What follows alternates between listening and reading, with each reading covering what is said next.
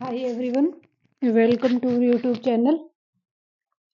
आज का जो हमारा ये 7th क्लास की सामाजिक विज्ञान के एनसीईआरटी है, इसके अंदर चैप्टर 4th है। पहले 3 चैप्टर कंप्लीट हो चुके हैं, ये 4th चैप्टर है जिसमें बताया संचार माध्यम और विज्ञापन। संचार माध्यम क्या होते हैं?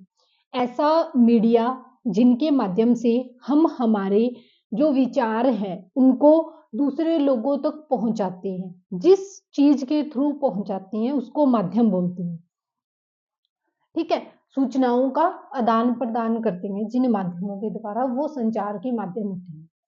जैसे हमारा टेलीविजन है, रेडियो है, मोबाइल है, न्यूज़पेपर है। आप एक चीज और ध्यान में रखना, अगर हम बात करते हैं, ठीक है, देखो, अगर हम बात करते हैं टीवी की या फिर इसके बाद में हम बात करते हैं रेडियो की, ठीक है, एक तो ये दोनों हैं, दूसरा इसके अंदर है, एक है फोन। ठीक है, जो हम फोन यूज करते हैं, ये भी एक संचार का माध्यम है और ये भी संचार के माध्यम है। और लगा लो आप इसमें न्यूज़पेपर।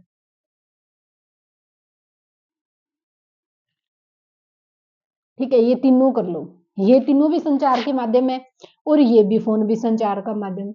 इन तीनों, इन चारों के अंदर क्या डिफरेंशिएट है संचार माध्यम होने के बाद भी?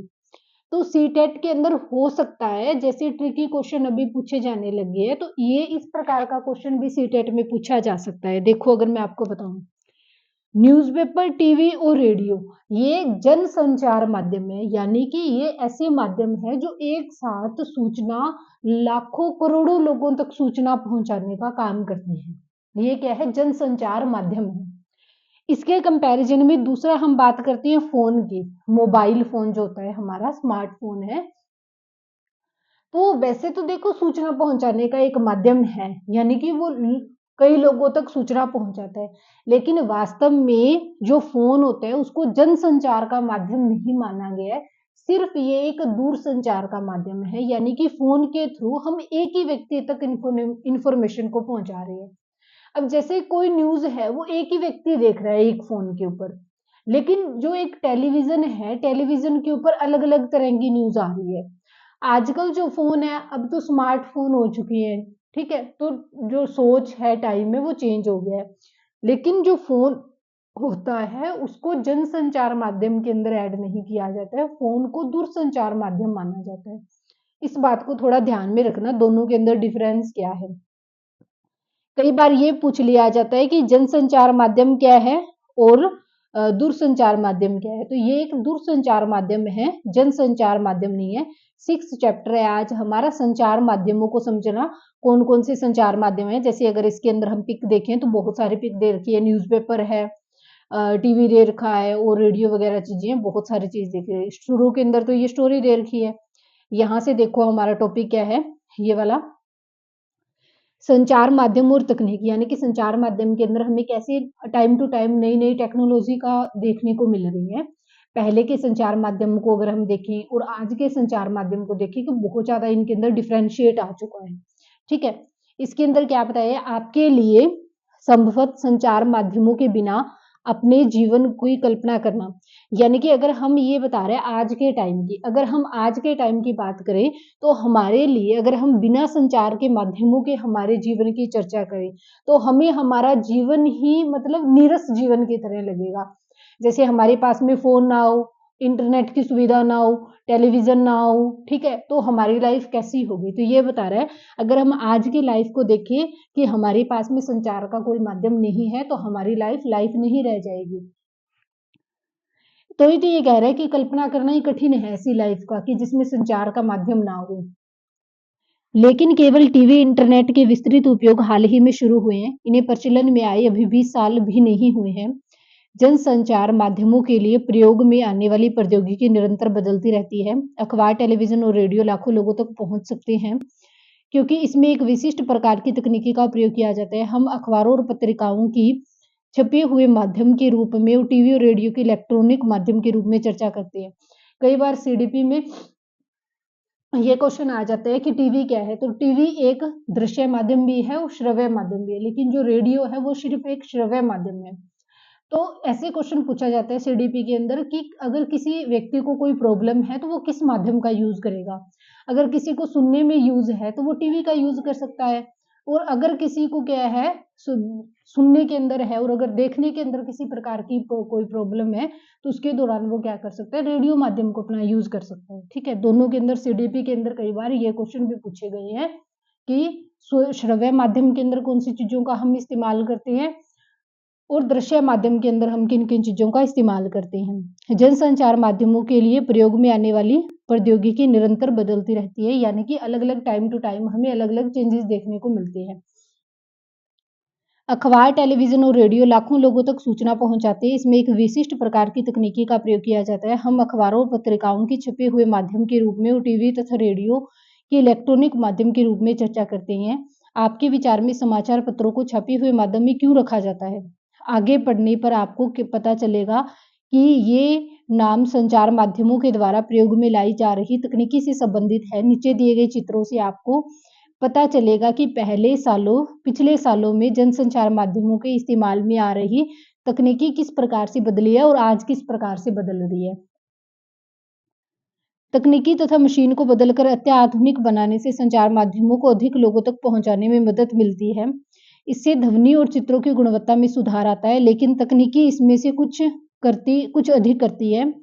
यह हमारे जीवन के बारे में सोचने के ढंग में परिवर्तन लाती है। उदाहरण के लिए आज हमारे लिए जैसे टेलीविजन जो है, अगर हम टेलीविजन के बिना कल्पना करें तो कैसी लाइफ होगी। हम टेलीविजन के बिना की जो लाइफ है उसकी कल्पना नहीं कर सकते हैं। टेलीविजन के जो बिना की लाइफ है उसके बारे में हम क्या नहीं कर सकते हैं, टेलीविजन के बिना की जो लाइफ है उसके बारे में हम कल्पना नहीं कर सकते हैं। टेलीविजन के कारण हम अपने आप को विश्व समाज का एक सदस्य समझने लगे हैं। क्यों? क्योंकि टेलीविजन के माध्यम से हम अलग अलग टाइम की, अलग अलग देश विदेश की सारी जो घटनाएं हैं उनको देख सकते हैं। टेलीविजन में प्रदर्शित चित्र सैटेलाइट और केबल के विस्तृत जाल के माध्यम से अत्यंत सुदूर क्षेत्रों तक पहुंचाए जाते हैं, यानी कि काफी दूर दूर के क्षेत्रों तक पहुंचाए जाते हैं। इसके कारण हम संसार के अन्य भागों के समाचार और मनोरंजन कार्यक्रम देख पाते हैं। आप टीवी पर जो कार्टून देखते हैं वे अधिकांश जापान और अमेरिका के होते हैं। जब हम चाइना या फिर जम्मू बैठकर अमेरिका में फ्लोरिडा की समुद्री तूफान की छवियां देख सकते हैं, तो टेलीविजन में दुनिया को पास ला दिया। यानी कि टेलीविजन जो है ये वैश्वीकरण का भी एक माध्यम बना है, जिससे क्या है जो पूरा विश्व है उसे एक गांव के रूप में स्थापित कर दिया है, यानी कि नजदीकी जो है बहुत ज्यादा आई है। हम घर बैठे ही देश विदेश के किसी भी घटना के बारे में, किसी भी देश के बारे में, किसी भी व्यक्ति से बात कर सकते हैं। आज टेक्नोलॉजी का इतना डेवलपमेंट हो चुका है। संचार माध्यम और धन क्या है? तो कई जो लोग होते हैं वो क्या करते हैं, जनसंचार माध्यमों को धन कमाने का भी एक मीडियम बना लेते हैं। क्योंकि वो इसके अंदर क्या देते हैं, जैसे न्यूज़पेपर के अंदर कोई अपनी ऐड देता है, ठीक है। दूसरा जो टेलीविजन प्रोग्राम आते हैं उनके अंदर भी ऐड देते हैं लोग अपनी, तो वो क्या होता है, वो धन कमाने का एक माध्यम होता है। जनसंचार के द्वारा उपयोग में लाई जाने वाली भिन्न भिन्न तकनीकें अत्यंत खर्चीली होती हैं। टीवी स्टूडियो के बारे में सोचिए, जहां एक समाचार वाचक बैठता है जिसमें लाइटें, कैमरे, ध्वनि रिकॉर्डर के यंत्र, संप्रेषण के लिए सैटेलाइट आदि भी होते हैं। इन सभी का मूल्य बहुत अधिक होता है। समाचार के स्टूडियो में केवल समाचार वाचक को ही वेतन नहीं दिया जाता है, बल्कि बहुत सारे लोग होते हैं जो प्रसारण में सहायक होते हैं। इसीलिए वे लोग सम्मिलित हैं जो कैमरे या प्रकाश की व्यवस्था करते हैं। जैसा कि आपने अभी भी पढ़ा है कि जनसंचार माध्यम निरंतर बदलते रहते हैं, इसीलिए नवीनतम तकनीकी जुटाने पर भी बहुत धन व्यय होता है। इन खर्चों के कारण जनसंचार माध्यमों को अपना काम करने के लिए बहुत अधिक धन की आवश्यकता होती है। परिणामतः अधिकांशतः टीवी चैनल को समाचार माध्यम किसी बड़े व्यापारिक प्रतिष्ठान का भाग होते हैं, यानी कि अलग अलग वो व्यापारिक घरानों से जुड़े हुए होते हैं। जनसंचार माध्यम लगातार धन कमाने के भिन्न भिन्न तरीकों के बारे में सोचते रहते हैं। एक तरीका जिसके द्वारा जनसंचार माध्यम धन अर्जित करते हैं, जिसमें भिन्न भिन्न पहलुओं के विज्ञापन होते हैं, जैसे कार, चॉकलेट, मोबाइल, माइक्रोफोन आदि हैं। आपने ध्यान दिया होगा कि अपने प्रिय टेलीविजन कार्यक्रम को देखते हुए आपको ऐसे अनेक विज्ञापन देखने पड़ते हैं, जिसमें टेलीविजन पर क्रिकेट मैच देखते हुए भी हर ओवर के बाद में बार-बार वही विज्ञापन दिखाए जाते हैं। इस तरह प्राय बार-बार आप उन्हीं छवियों को देखते हैं जैसा कि आपको दिखाया जा रहा है। उन छवियों को आपको दिखाया जा रहा है ताकि आप उन चीज़ों के बारे में जानें, अवेयर हों ताकि आप उनको खरीदें। अगर आपको उन चीज़ों के बारे में नॉलेज नहीं होगी तो आप खरीदोगे नहीं। अगर आपको नॉलेज है तो ही आप खरीदने के लिए उत्साहित होगे ना उन चीज़ों को। और साथ ही एक इसके अंदर क्या होता है कि जो विज्ञापन क्यों दिए जाते हैं ताकि लोग उनको देखेंगे तो उनको खरीदेंगे, जिससे क्या होगा कंपनियों को भी क्या होता है इससे जुड़ा हुआ फ़ायदा होता है। कंपनियों को भी यही फ़ायदा होता है ना। ज़्यादा से ज़्यादा लोग जब उन चीज़ों के बारे में जानेंगे तो ही वो इन चीज़ों को खरीदेंगे।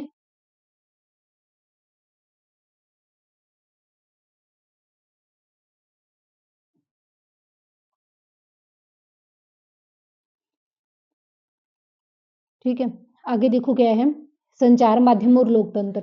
तो अगर हम मास मीडिया की बात करें तो मास मीडिया को लोकतंत्र के अंदर 4th पिलर माना जाता है। कार्यपालिका, न्यायपालिका, कार्यपालिका विधायिका, कार्यपालिका, न्यायपालिका और 4th पिलर जो है वो हमारी मीडिया को माना जाता है। इसलिए ये लोकतंत्र दिया है।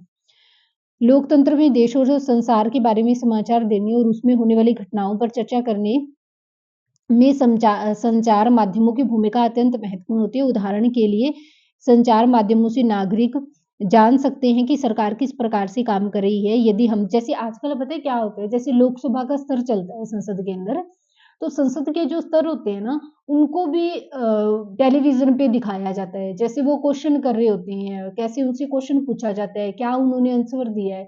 तो कई बार तो ना संसद की पूरी जो स्तर होता है वो लाइव दिखाया जाता है फ़ोन पे, लाइव टेलीकास्ट करते हैं उसका। फिर उनसे ये भी अलग-अलग वीडियोज़ के अंदर ये भी दिखाया जाता है, जैसे वो प्रेस वाले जाते हैं, वो उनसे अलग-अलग क्वेश्चन पूछते हैं कि आपने ये प्रश्न पूछा है, इसका ये जवाब दिया है, हमारे एरिया के अंदर इस प्रकार की समस्याएँ बताई गई हैं, उन समस्याओं का क्या-क्या समाधान हो सकता है। ऐसे क्वेश्चन भी पूछे जाते हैं, यानी कि हर एक चीज़ के बारे में मास मीडिया जो है उसने आम जो इंसान है, उसे भी अवेयर कर दिया है। आज मास मीडिया ने इंसान को इतना अवेयर कर दिया है कि एक जो चौराहे पर बैठा हुआ जो सब्जी बेचने वाला व्यक्ति है ना, वो भी देश-विदेश की बातें करता है बड़ी-बड़ी। तो ये किसके कारण इफ़ेक्ट है? वो भी अमेरिका और रूस और जो यूक्रेन का युद्ध हुआ था ना, उन युद्धों के बारे में खूब सुर्खियाँ बटोरी थी उन लोगों ने भी। क्यों? क्योंकि मास मीडिया के कारण जो व्यक्ति है, वो आज बहुत ज़्यादा अवेयर हो चुके हैं पहले के कंपैरिज़न में।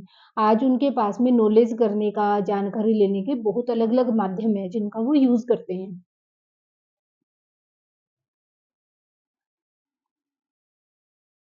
यदि लोग चाहें तो इन समाचार पत्रों के आधार पर कार्यवाही भी कर सकते हैं और ऐसा वे संबंधित मंत्री को पत्र लिखकर करते हैं। सार्वजनिक विद्रोह आयोजित करके हस्ताक्षर अभियान आदि चलाकर भी सरकार से पुनः उनके कार्यक्रम पर विचार करने का आग्रह किया जा सकता है। और जब कभी भी क्या है जनता कोई सरकार कानून बनाती है और वो जनता को कानून सही ढंग से मतलब पसंद नहीं आता है कि वो उनके अनुकूल कंडीशन के अनुकूल नहीं है वो कानून।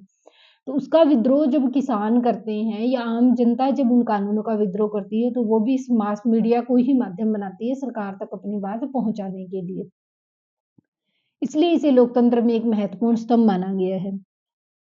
जानकारी देने के संबंध में संचार माध्यम ही महत्वपूर्ण भूमिका निभाते हुए दिखते हैं। यह आवश्यक है कि जानकारी संतुलित होनी चाहिए।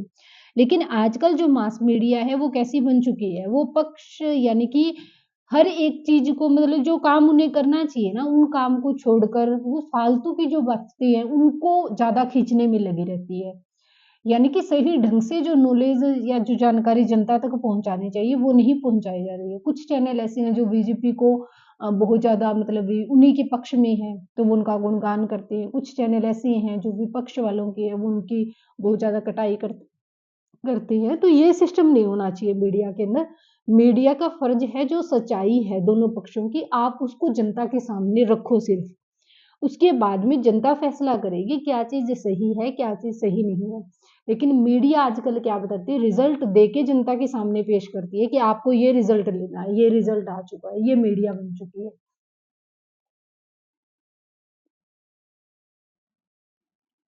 अगले पृष्ठ पर दिए गए समाचार के 2 भिन्न रूपों को पढ़िए और समझ कीजिए कि संतुलित संचार माध्यम का क्या तात्पर्य है। जैसे इसमें ये अलग-अलग बता रखा है, 2 न्यूज़पेपर कटिंग दी हुई है। पहले में बताया फैलते प्रदूषण वाले का जो कार अखबार के बारे में बताया कारखाना जो है प्रदूषण कैसे फैला रहा है। दूसरा कि कारखाना बंद होने से क्या अशांति वगैरह फैलेगी। तो ये तो एक न्यूज़पेपर की कटिंग है पुरानी, तो ये पढ़ने की जरूरत नहीं है। नेक्स्ट देखो, वास्तविकता तो यह है कि यदि आप इसमें से केवल एक समाचार पत्र पढ़ेंगे तो विषय का एक पक्ष जान पाएंगे। यदि आपने न्यूज़ ऑफ इंडिया पढ़ा होता तो आपको विरोधियों को की बातें व्यर्थ उत्पात लगती। उनका यातायात व्यवस्था में व्यवधान करना और अपने कारखाने से शहर के में प्रदूषण फैलाते रहना आपके मन में उनकी बुरी छवि अंकित करता है। दूसरी ओर यदि आपने इंडिया डेली पढ़ा है, यानी कि अलग-अलग न्यूज़पेपर एक न्यूज़ को अलग-अलग तरीके से रिप्रेजेंट करते हैं। ये बता रहा है ये। इसके बाद में ये यहाँ पर देखो नेक्स्ट, ये पॉइंट है संतुलित रिपोर्ट क्या होती है। ये सीटेट के अंदर ये इंपॉर्टेंट है क्योंकि सीटेट से यहाँ से क्वेश्चन पूछा गया है कि संतुलित रिपोर्ट क्या होती है। संचार माध्यम के स्वतंत्र होने पर निर्भर करता है। स्वतंत्र संचार माध्यम से तात्पर्य यह है कि उनके द्वारा दिए जाने वाले समाचारों को कोई भी व्यक्ति नियंत्रित या प्रभावित न करे। समाचार का वितरण करने में कोई भी उन्हें निर्देशित न करे कि उन्हें क्या सम्मिलित किया जाना है और क्या नहीं। लोकतंत्र में स्वतंत्र संचार माध्यमों का होना महत्वपूर्ण होता है। जैसा कि आपने ऊपर देखा है,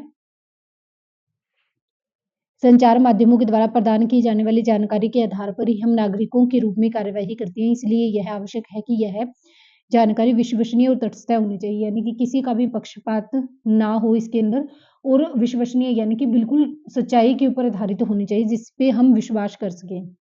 संचार माध्यम स्वतंत्र नहीं है, इसके दो कारण हो सकते हैं। पहला, सरकार का उनके ऊपर एक ये क्वेश्चन सीटेट के अंदर पूछा गया कि संचार माध्यम स्वतंत्र नहीं है तो इनके ऊपर किनका कंट्रोल होता है।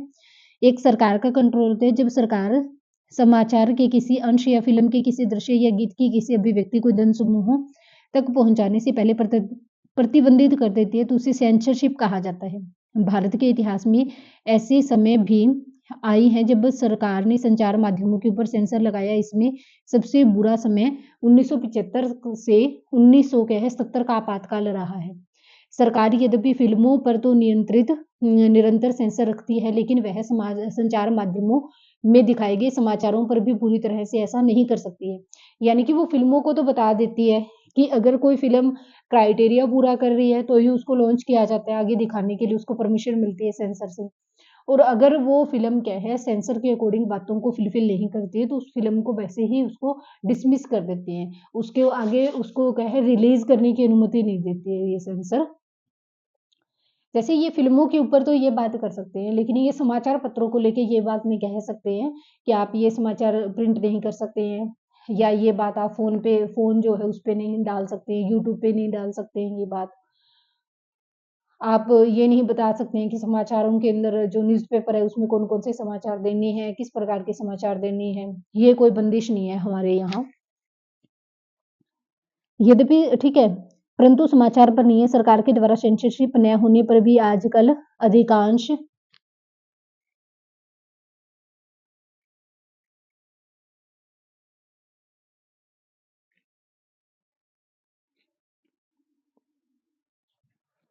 समाचार पत्र संतुलित वितरण देने में असफल होते हैं। लेकिन फिर भी क्या है, समाचार न्यूज़पेपर जो एजेंसियां होती है वो सही ढंग से न्यूज़ जनता तक पहुंचाने में सक्षम नहीं है। इसके कारण बहुत जटिल है। संचार माध्यमों के विषय शोध करने वाले लोगों का कहना है कि ऐसा इसलिए है क्योंकि संचार माध्यमों पर व्यापारिक प्रतिष्ठानों का नियंत्रण है।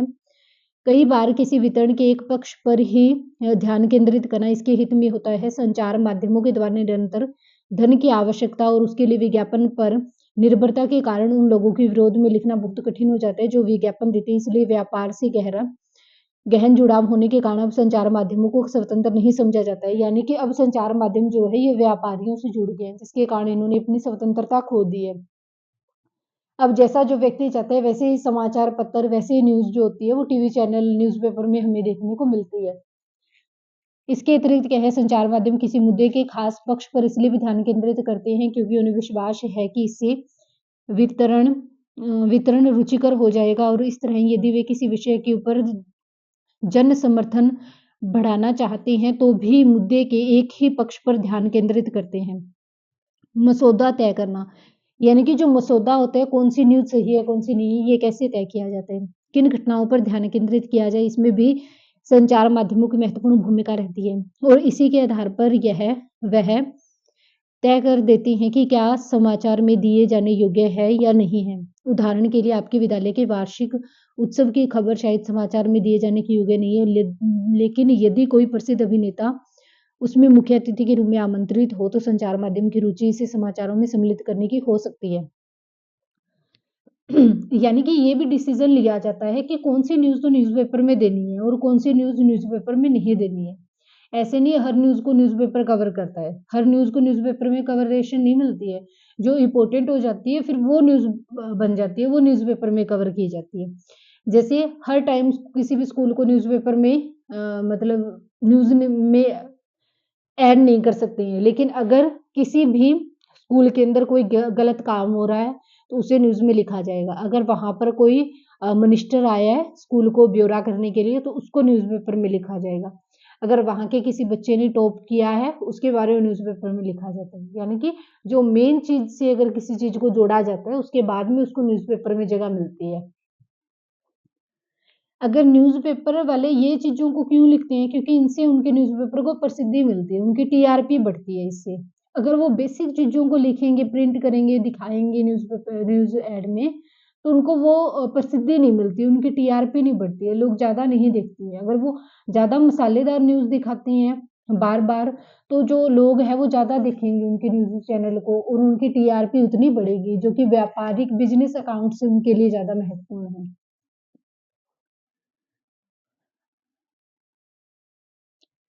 ठीक है, ये तो यही है इसमें।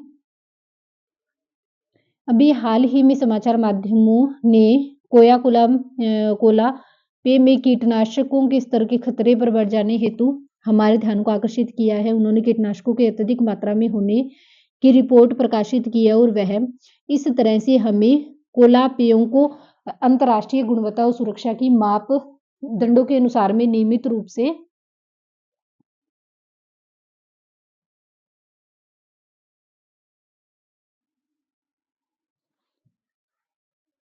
नियंत्रित करने की आवश्यकता महसूस होती है।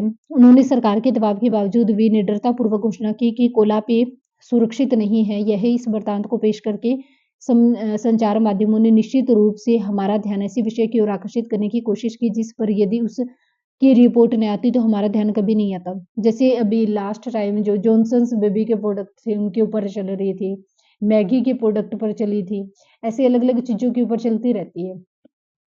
अगर हमें इन चीज़ों के बारे में न्यूज़ में ना बताया जाए ना, तो हमें पता भी नहीं चलता है वास्तव में कौन-सी चीज़ सही है या कौन-सी चीज़ें गलत है।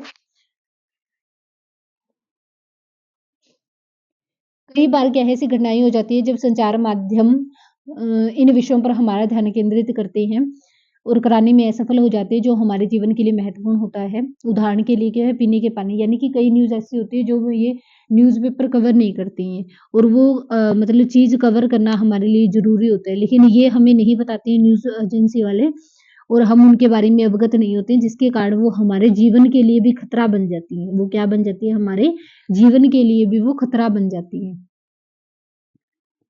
जैसे क्या है पीने के पानी हमारे देश की एक बड़ी समस्या है। प्रतिवर्ष हज़ारों लोग कष्ट सहन करते हैं और मर जाते हैं क्योंकि उन्हें पीने के लिए सुरक्षित पानी नहीं मिलता है। फिर संचार माध्यम हमें इस विषय पर बहुत कम चर्चा करते हुए दिखते हैं। यह सुविख्यात भारतीय पत्रकार ने लिखा है कि कैसे वस्त्रों को नया रूपकार देने वाले डिज़ाइन ने फैशन वीक में धनवानों के समक्ष में नए वस्त्र प्रदर्शित करते हुए सभी समाचार पत्रों के मुख्य पृष्ठ पर स्थान पा लिया।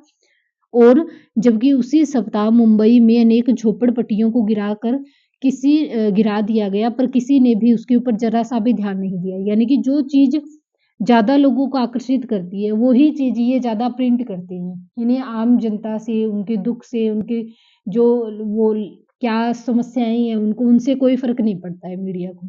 जिन जिन चीज़ों को देखने से इनकी टीआरपी बढ़ती है, ये उन्हीं चीज़ों को प्रिंट करती है, इसीलिए इसके अंदर आजकल हमें पक्षपात ज़्यादा देखने को लग गया है। जो स्थान लोकतंत्र में मीडिया को दिया गया है, वो स्थान इसके लायक रहा नहीं है अभी। इनकी जो भूमिका है, वो कम होती जा रही है दिनों-दिन। टाइम टू टाइम इनके अंदर भी इनकी का जो एफिशिएंसी है, वो कम हो गई है अभी। प्रजातंत्र में नागरिकों के रूप में हमारे जीवन में संचार माध्यम बहुत महत्वपूर्ण भूमिका निभाते हैं क्योंकि संचार माध्यमों के द्वारा ही हम सरकार के कामों से संबंधित विषयों के बारे में सुनते हैं। संचार माध्यम निश्चित रूप से इन बातों पर ध्यान केंद्रित किया जाता है और इस तरह एक वह एजेंडा निश्चित कर देते हैं कि यदि कभी सरकार चाहे तो संचार माध्यमों को किसी भी घटना की खबर छपने से रोक सकती है। यानी कि कोई भी खबर जो है अगर सरकार चाहे तो वो रोक सकती है, वो उसके ऊपर क्या है सेंसरशिप बिठा दे सकता है। सरकार के अंडर होता है किसी भी चीज को कंट्रोल करना। उसको परमिशन कौन देती है? तो सरकार ही परमिशन देती है, तो उनको बैन भी कर सकती है। आजकल संचार माध्यम और व्यापार का घनिष्ठ संबंध होने से प्राय संतुलित रिपोर्ट का प्रकाश में आना कठिन है। इसे ध्यान में रखते हुए हमारे लिए यह जानना महत्वपूर्ण है कि समाचार से प्राप्त तथ्यात्मक जानकारी अभिप्राय पूर्ण नहीं होती है और एक पक्षीय हो सकती है। हमें समाचार के विश्लेषण के लिए निम्नलिखित प्रश्न पूछने चाहिए। इस रिपोर्ट से मुझे कोई भी जानकारी मिल रही है? कौन सी आवश्यक जानकारी नहीं दी जा रही है? यह लेख किसके दृष्टिकोण में लिखा गया है? किसका दृष्टिकोण छोड़ दिया गया और क्यों? यानी कि इन सारे पॉइंट को भी हर एक रिपोर्ट के अंदर वर्णन करना चाहिए। कौन सी रिपोर्ट है, किसने लिखा है, किसके बारे में है, कौन पक्ष में है, कौन विपक्ष में है, किसकी राय को शामिल किया गया, किसकी राय को शामिल नहीं किया गया। इन चीजों को जब हम शामिल करते हैं तो वो रिपोर्ट एक संतुलित रिपोर्ट होती है।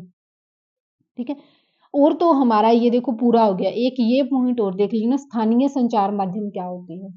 ऐसा संचार माध्यम जिसके अंदर स्थानीय स्तर के जो समाचारों को प्रकाशित किया जाता है,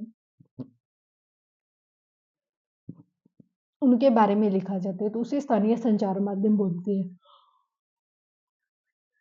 देखो क्या इसमें,